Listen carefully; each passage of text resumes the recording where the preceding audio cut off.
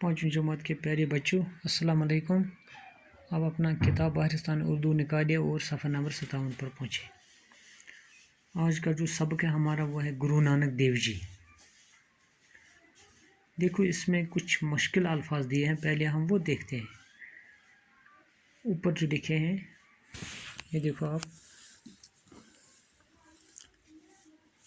यहाँ है मोहताज, गरहस्ती, मुफलिस, फानी, रफ्ता रफ्ता, पवित्र। मोहताज कहते हैं हाजतमंद को, मुफलिस हो गया गरीब, रफ्ता रफ्ता हो गया आहिस्ता आहिस्ता, गरहस्ती घर बार को कहते हैं, फानी ख़त्म होने वाला, पवित्र पाक। देखो बच्चों, हमारे मुल्क हिंदुस्तान की पहले हम सबक का नाम गुरु नानक देव जी।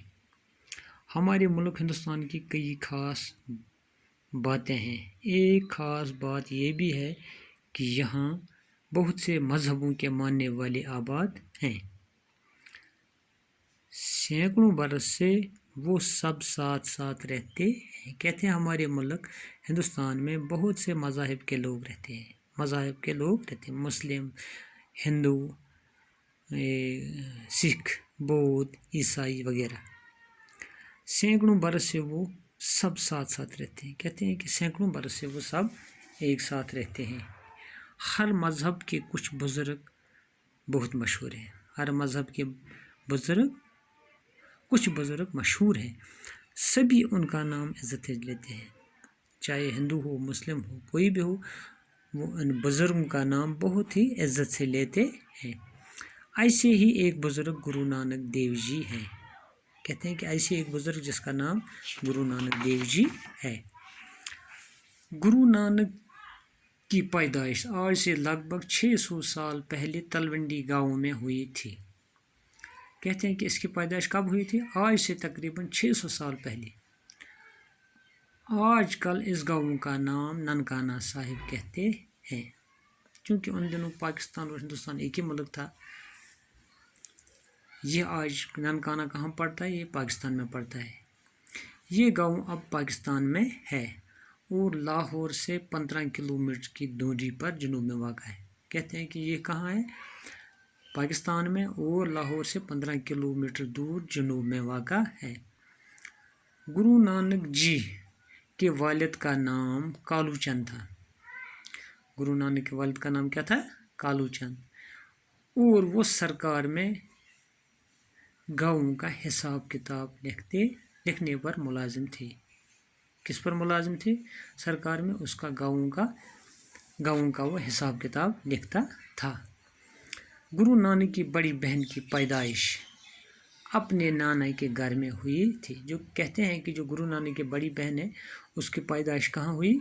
गुरु नानक के नाना के घर। उसकी बहन की भी वो नाना था और इसका भी नाना था। कहते हैं उसके घर पर उसकी पैदाइश हुई, इसलिए इन्हें नानकी यानी नाना की कहते हैं। कहते हैं इसी वजह से इसको क्या कहते हैं? नानकी। बड़ी बहन के नाम पर इनको भी नानक यानी नाना का कहने लगे। कहते हैं कि बड़ी बहन के ही नाम पर, बड़ी बहन का नाम क्यों पड़ा नानकी? क्योंकि वो नाना के घर पैदा हुई। उसी के नाम पर इसका भी नाम क्या पड़ा? नानक यानी नाना का कहने लगे और आइंदा वो इसी नाम से पहचानने लगे। क्या कहते हैं? आइंदा से भी उसी नाम से पहचानने लगे। कालू चंद को ये देखकर रंज होता था और गुस्सा भी आता था। कालू चंद जो इसका बाप था गुरु नानक का, कहते हैं उसको रंज दुख भी होता था और गुस्सा भी आता था। किस चीज़ पर?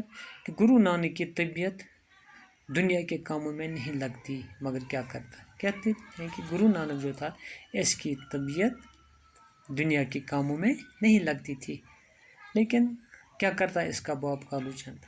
गुस्सा तो आता था लेकिन इसके साथ कुछ नहीं करता था। गुरु नानक की बहन कपूरथला के इलाके सुल्तानपुर में ब्याही गई थी। कहते हैं कि जो गुरु नानक की बहन थी उसकी शादी कहाँ हुई? कपूरथला। جو کہ ہندوستانی پنجاب میں واقع ہے. وہاں اس کی شادی ہوئی اس کی بہن کی. کس کے ساتھ ہوئی؟ اس کا شوہر علاقے کے حاکم کی سرکار میں ملازم تھا، اور اس کا شوہر علاقے کے حاکم کی سرکار میں ملازم تھا. جو اس علاقے کا حاکم تھا، حکمران تھا، اس کے ساتھ اس کا یہ خاوند کیا تھا؟ اس کا شوہر، اس کی بہن کا شوہر کیا تھا؟ ملازم تھا.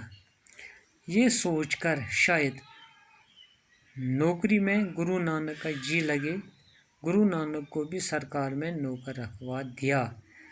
کہتے ہیں کہ اس غرض سے یہ سوچا انہوں نے کہ اس کا دل مت لگے گا نوکری میں، انہوں نے گرو نانک کو بھی سرکار میں نوکر رکھوا دیا. لیکن کیا ہوا؟ وہاں بھی گرو نانک نے محتاجوں اور ضرورت مندوں کے لیے دان پن کا دروازہ کھول دیا. کہتے ہیں کہ وہاں کیا کیا اس نے؟ جو محتاج اور غریب تھے ان کے لیے اس نے دروازہ، خزانے کا دروازہ کھولا، اور سرکاری خزانے کا روپیہ غریبوں اور مفلسوں میں تقسیم کرنے لگا. کہتے ہیں کہ اس کو جو کچھ تنخواہ ملتا تھا، جو کچھ ملازم، جو کچھ پیسہ ملتا تھا، وہ کس پر خرچ کیا؟ غریبوں میں دیا. وہ چنانچہ اس ملازمت سے بھی الگ ہونا پڑا. کیا ہوا؟ کہتے ہیں کہ اب اس کو اس ملازمت سے بھی الگ ہونا پڑا. گرو نانک کی یہ رنگ ڈنگ دیکھ کر ان کے والد نے سوچا کہ گرو نانک کی شادی کر دی جائے. جب یہ رنگ اس کا یہ حال اس نے دیکھا کہ یہ گھر پر بھی کام نہیں کرتا تھا، دنیا کا کام نہیں کرتا تھا، پھر اس کو سرکاری ملازمت دلوائی، پھر وہاں بھی اس نے کام نہیں کیا. کام کیا تو پیسے کہاں دیے؟ غریبوں اور محتاجوں میں تقسیم کیے. تو اس نے کیا کیا؟ اس کی شادی کر دی. کس کی؟ گرو نانک کی. گرو نانک کی شادی ہو گئی، 2 بچے بھی ہوئے، لیکن گرو نانک کا دل گرہستی میں نہ لگا. کہتے ہیں کہ گرو نانک کے 2 بچے ہوئے شادی کے بعد، لیکن اس کا دل گھر بار سے نہ لگا. گرہستی کہتے ہیں گھر بار کو. وہ ہمیشہ کی طرح اپنی کمائی ضرورت مندوں پر خرچ کر دیتے. بیوی نے لاکھ سمجھایا مگر ان پر کوئی اثر نہ ہوا. کہتے ہیں جو کچھ اس کو کمائی ملتی تھی وہ کس پر خرچ کرتا تھا؟ غریبوں اور محتاجوں پر. بیوی نے اس کو سمجھایا تھا بہت کچھ، مگر اس نے مانا نہیں. گرو نانک ملک اور شہر پھرے. کہتے ہیں کہ وہ ہر ملک میں گئی اور ہر شہر میں گئی. کون؟ گرو نانک. کہتے ہیں کہ وہ مکہ، مدینہ اور بغداد بھی گئی. کہاں گئی؟ مکہ، مدینہ اور بغداد بھی. اس طرح جب اس دنیا کے سفر کی مدت تمام